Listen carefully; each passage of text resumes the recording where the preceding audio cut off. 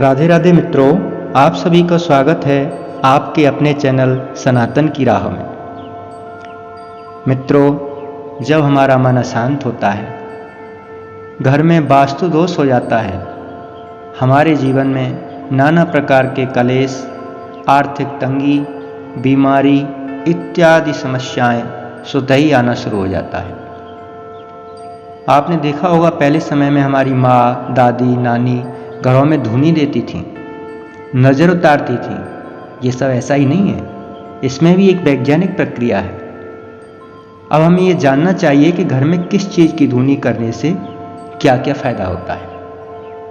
यदि आप अपने घर में ये करोगे तो विश्वास रखिए, आपको फ़ायदा ही फ़ायदा होगा और हेल्थ, वेल्थ, वास्तु दोष, किया कराया इत्यादि नाना प्रकार के दोष इस सब से दूर हो जाएंगे। हिंदू धर्म के अनुसार घरों में धूनी मतलब धूप देने की परंपरा बहुत प्राचीन है, ऐसा नहीं है। धूनी देने के लिए कई तरह की चीज़ें आती हैं। अब हमें जानना यह है कि किस चीज़ की धूनी देने से क्या क्या फ़ायदा होता है। सर्वप्रथम नंबर 1, कपूर और लौंग। रोज़ाना सुबह और शाम घर में कपूर और लौंग जरूर जलाएं। आरती या प्रार्थना के बाद कपूर जलाकर उसकी आरती लेनी चाहिए। इससे घर के वास्तु दोष खत्म हो जाते हैं और साथ ही आर्थिक स्थिति भी ठीक बनी रहती है। ये सत्य बात है। नंबर 2, गुग्गल की धुनी। गुग्गल हफ्ते में एक बार किसी भी दिन घर में गाय के गोबर का उपला जलाकर गुग्गल की धुनी देने से ग्रह कलेश शांत हो जाते हैं। गुग्गल सुगंधित होने के साथ साथ ही दिमाग के रोगों के लिए भी लाभदायक है। नंबर 3, पीली सरसों। पीली सरसों, गुग्गल, लोहान, गौ का शुद्ध देसी घी सबको मिलाकर सूर्यास्त के समय, जब सूर्य अस्त होने को होता है, उस समय उपले को जलाकर उस पर ये सारी सामग्री डाल दें। इससे घर की जो नकारात्मक ऊर्जा होती है वो सब दूर हो जाती है।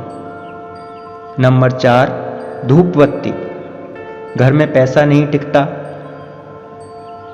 आता है खर्च हो जाता है, नाना प्रकार की बीमारियां लग जाती हैं। तो एक काम करना चाहिए, रोजाना महाकाली के सामने एक धूप बत्ती लगाएं और हर शुक्रवार को काली माँ के मंदिर में जाके पूजा अर्चना करें। ऐसा करने से पैसा बेफिजूल खर्ची रुक जाएगी और घर में पैसा रुकना शुरू हो जाएगा। नंबर 5, नीम के पत्ते। नीम के पत्ते प्राचीन से ही सब लोग कहते आए कि बहुत फायदे की चीज़ है।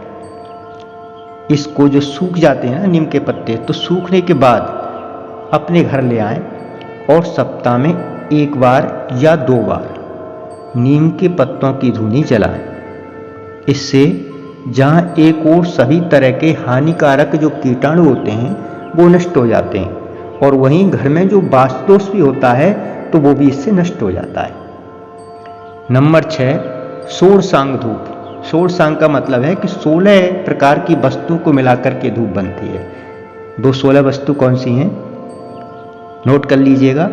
अगर, तगर, कुष्ठ, शैलज, शर्करा, नागर, चंदन, इलायची, तज, नखनखी, मुशीर, जटामासी, कपूर, सदलन, गुग्गल और ताली।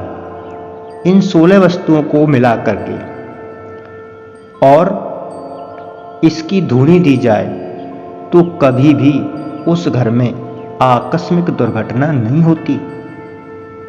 नंबर 7, दशांश धूप। इसमें 10 वस्तुएं मिलाई जाती हैं। चंदन, कुष्ठ, नखल, राल, गुड़, शर्करा, नखगंध, जटामासी, लघु और छौद्र।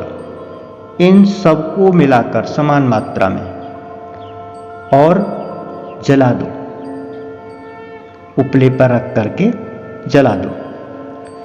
उससे जो धुनी बनती है इससे घर में कभी भी लड़ाई झगड़ा नहीं होता और सदैव शांति बनी रहती है। और जहाँ शांति होती है, आप जानते हैं, वहाँ तो समृद्धि अपना आप ही होती है। अब हम बात करते हैं नंबर 8 की। इसको हम गायत्री केसर कहते हैं। घर पर यदि किसी ने कोई तंत्र विद्या कर रखी है, कहते हैं ना कि ऊपर का किया कराया धराया कुछ है, तो इसे तंत्र विद्या कहते हैं। अगर किसी ने कर भी रखी है तो जावित्री, गायत्री और केसर लाकर उसे कूटकर मिलाओ। उसके बाद उसमें उचित मात्रा में गुग्गल मिला लें, गुग्गल। अब इस मिश्रण की धूप रोजाना शाम को दें। ऐसा आप लगातार 21 दिन करेंगे तो निश्चित मानिए सभी प्रकार की बाधाएं घर से दूर हो जाएंगी। मित्रों, ये कुछ ज़्यादा बड़ा उपाय नहीं है और इसमें ना ही बहुत ज़्यादा खर्चा है।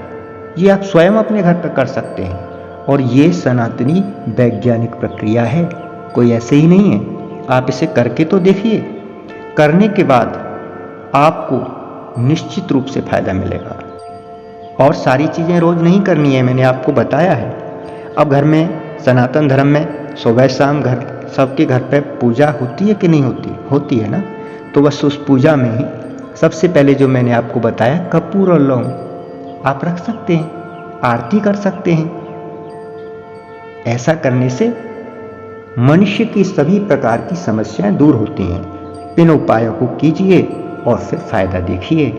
राधे राधे, जय श्री कृष्ण।